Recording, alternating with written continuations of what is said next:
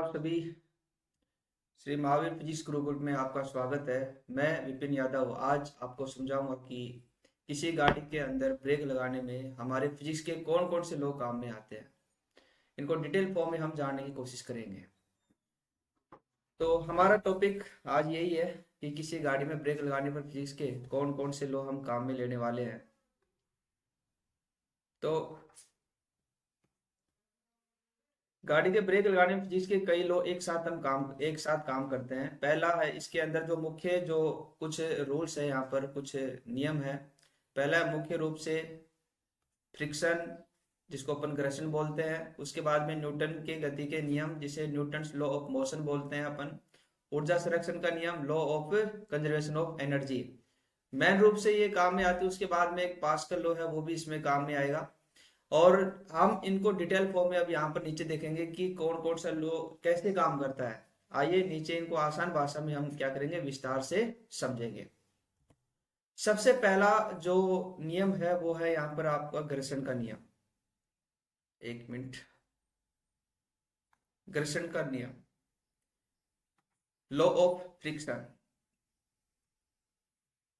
जब driver break दबाता है तो ब्रेक पैड पहिए व्हील को क्या करते हैं, दबाते हैं। इससे टायर और सड़क के बीच क्या उत्पन्न हो जाता है, एक घर्षण बल यानी कि फ्रिक्शन फोर्स क्या हो जाता है, पैदा हो जाता है। घर्षण का सूत्र है F बराबर म्यू एन, जहां पर F क्या है, घर्षण बल, म्यू क्या है, घर्षण गुणांक, कोफिशिएंट ऑफ फ्रिक्शन को बोलते हैं अपन म्यू। उसके बाद में एन क्या है, अभिलंब बल यानी कि जो नॉर्मल फोर्स है। यही घर्षण बल गाड़ी की गति को क्या करता है, कम करता है और गाड़ी क्या हो जाती है, रुक जाती है। आपने देखा ही होगा। इस प्रकार से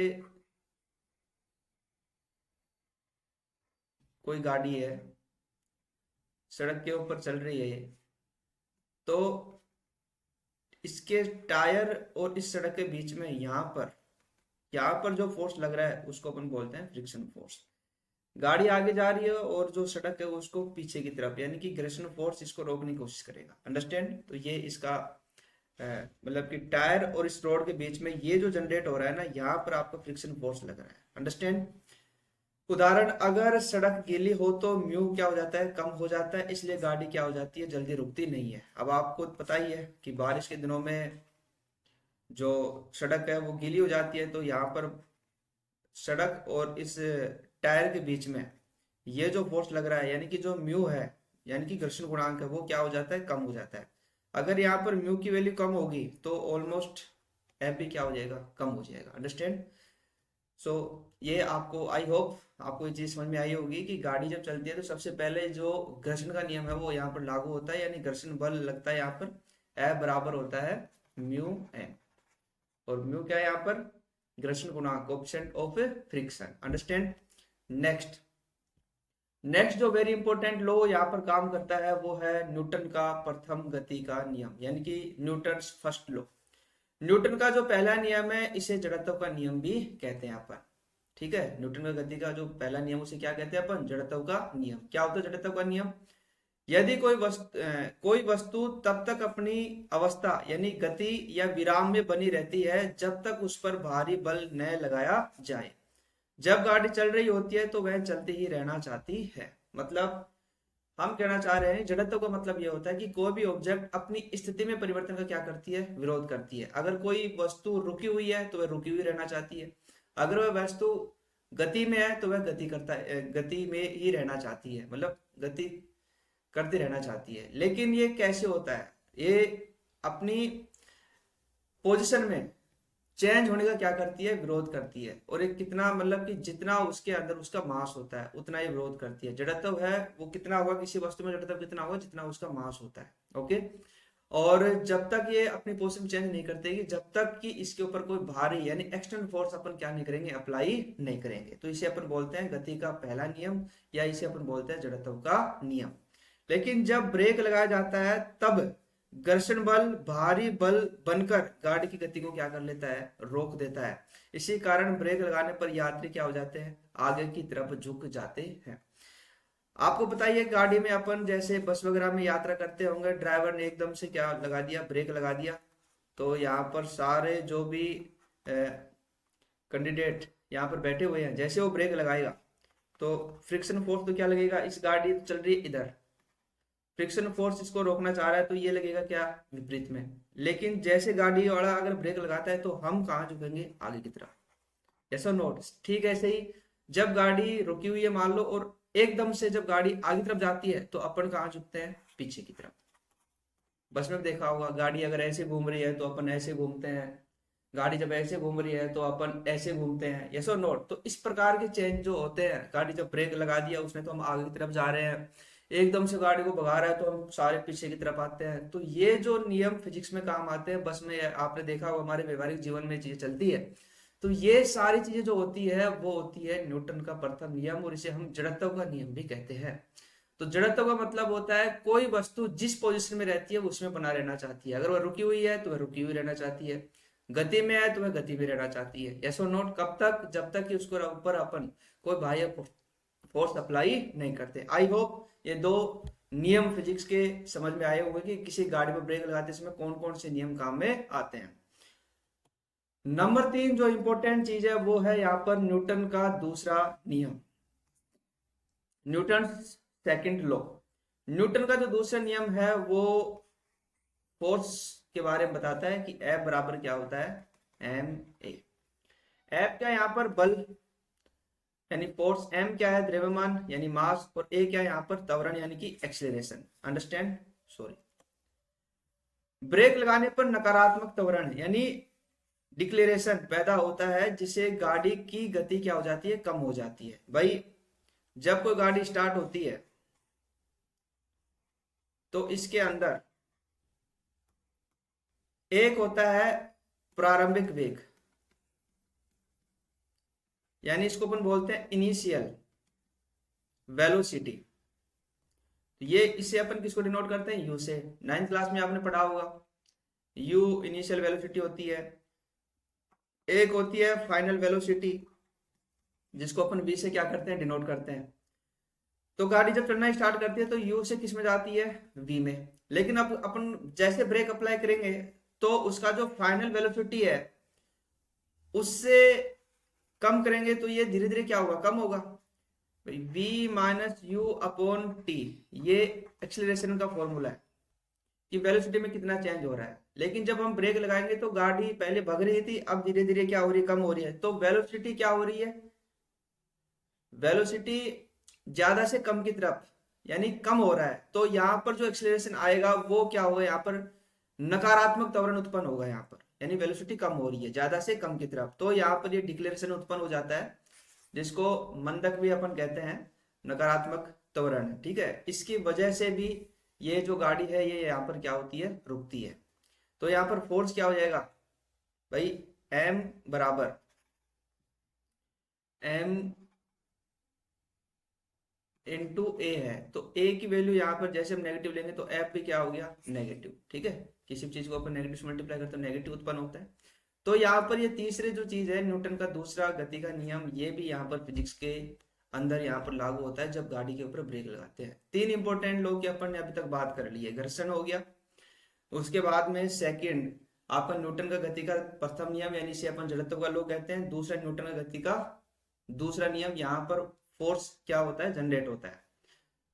चौथा यहाँ पर जो इंपॉर्टेंट चीज है वो है यहाँ पर ऊर्जा संरक्षण का नियम, law of conservation of energy. ये आपने पढ़ाई होगा कि ऊर्जा संरक्षण का नियम ये कहता है कि ऊर्जा को न तो अपन क्रिएट कर सकते हैं न उसको डिस्ट्रॉय कर सकते हैं, यानी ऊर्जा को न तो अपन बना सकते हैं और न उसका विनाश कर सकते हैं। लेकिन ऊर्जा एक रूप से दूसरे रूप में क्या होती है, कन्वर्ट होती है। इसे अपन क्या कहते हैं, ऊर्जा संरक्षण का नियम कहते हैं। चलती हुई गाड़ी में जो गतिज ऊर्जा है, चलती हुई गाड़ी में जो गतिज ऊर्जा है यानी काइनेटिक एनर्जी होती है, उसमें भाई गाड़ी चल रही है तो चलने के कारण जो एनर्जी इसमें रिलीज हो रही है तो उसे अपन काइनेटिक कहते हैं। काइनेटिक एनर्जी, पोटेंशियल एनर्जी पढ़ी है आपने, तो ये गतिज ऊर्जा है, स्थितिज ऊर्जा है, कुल ऊर्जा दोनों का क्या होता है, सम होता है। लेकिन जब गाड़ी चल रही है तो गति के कारण ऊर्जा कौन सी हो रही है, गतिज ऊर्जा। जब गाड़ी के ऊपर ब्रेक लगाया जाता है तो गतिज ऊर्जा है किसमें कन्वर्ट हो जाएगी, ऊष्मा ऊर्जा यानी हीट एनर्जी में क्या हो जाती है, बदल जाती है। अब आपको पता है कि काइनेटिक एनर्जी का फॉर्मूला क्या होता है, 1/2, वो सॉरी, काइनेटिक एनर्जी को के डॉट ई से अपन डिनोट कर सकते हैं, मतलब काइनेटिक ई मतलब एनर्जी, 1/2 mv²। m क्या है यहाँ पर, मास, और v क्या है यहाँ पर, वेलोसिटी ऑफ, जैसे अपन गाड़ी की बात करें तो velocity of car and velocity of बस। तो ये फॉर्मूला यहाँ से अपन काइनेटिक एनर्जी क्या कर सकते हैं, फाइंड आउट कर सकते हैं। इसलिए तेज ब्रेक लगाने पर ब्रेक डिस्क क्या हो जाती है, गर्म हो जाती है। भाई ब्रेक क्या होते हैं, गर्म होते हैं, किस वजह से हुए, उसमें गतिज ऊर्जा है वो किसमें कन्वर्ट हो गई, हीट एनर्जी यानी ऊष्मा ऊर्जा में कन्वर्ट हो गई। अब ऊर्जा को अपन खत्म तो कर नहीं सकते, तो ऊर्जा क्या करती है, एक फॉर्म से दूसरे फॉर्म में क्या हो जाती है, कन्वर्ट हो जाती है। तो चौथा रूल यहाँ पर जो काम में आया है लो फिजिक्स का, ऊर्जा संरक्षण का नियम। यस और नोट। उसके बाद में जो इंपॉर्टेंट चीज एक और है वो है यहाँ पर हाइड्रोलिक सिस्टम। और ये हाइड्रोलिक सिस्टम है वो पास्कल लॉ के ऊपर ये काम करता है। अधिकतर गाड़ियों में हाइड्रोलिक ब्रेक सिस्टम में होता है। अब ये हाइड्रोलिक ब्रेक सिस्टम होता क्या है, मतलब इसमें क्या है कि पाइपिंग सिस्टम होता है जिसके अंदर कुछ लिक्विड वगैरह भरा रहता है। हल्का सा भी अपन ब्रेक पेडल को ऐसे थोड़ा दबाते हैं तो बहुत अधिक फोर्स, मतलब कि उसके ऊपर काफी जो ब्रेक कैलिपर्स होते हैं वो, इसके द्वारा क्या होता है यहाँ पर डिस्क के ऊपर थोड़ा सा क्या लगता है, प्रेशर लग जाता है और उससे वो क्या हो जाती है, गाड़ी रुक जाती है। कैसे होता है सिस्टम वो अपन देखते हैं। पास्कल लॉ कहता है कि द्रव फ्लूइड में लगाया गया दबाव सभी दिशाओं में क्या होता है, समान रूप से फैलता है। कैसे काम करता है, सबसे पहले अपने ब्रेक पेडल को दबाया, तो ब्रेक पेडल को दबाएंगे तो ब्रेक फ्लूइड जाएगा, मतलब आगे तरफ बढ़ेगा। ब्रेक फ्लूइड के आगे होता है ब्रेक कैलिपर्स बोलते हैं इसको। उसके बाद में ब्रेक पैड होते हैं और फिर ये कहाँ जाते हैं, डिस्क के अंदर जाते हैं। ठीक है, तो ये अलग अलग गाड़ी के जो टायर होते हैं उन चारों टायर के अंदर यहाँ से जो ब्रेक पेडल होता है यहाँ से ऐसे लिक्विड भरा रहता है, और लिक्विड भर के ऐसे अलग अलग टायर में ऐसे 4 पाइप जाते हैं ऐसे, इस प्रकार से। ठीक है, तो जैसे अपन यहाँ पर इसको दबाएंगे तो यहाँ पर क्या है, 2 सिलेंडर होते हैं इसमें। एक तो ये बारीक होता है, यहाँ पर तो होता है थोड़ा सा हल्का सा मोटा, मतलब यहाँ पर होता है थोड़ा बारीक सिलेंडर और एक होता है हल्का सा मोटा सिलेंडर। जैसे इसमें बीच में यहाँ पर दोनों को एक पाइप के द्वारा अपन जोड़ देते हैं। यहाँ पर होता है एक पिस्टन, जैसे पिस्टन को अपन दबाएंगे तो यहाँ पर जो लिक्विड भरा था इसमें वो थोड़ा सा क्या आएगा, नीचे आएगा। नीचे आएगा तो ये जो लिक्विड है वो यहाँ से किधर जाएगा, इधर ऊपर की तरफ हटेगा।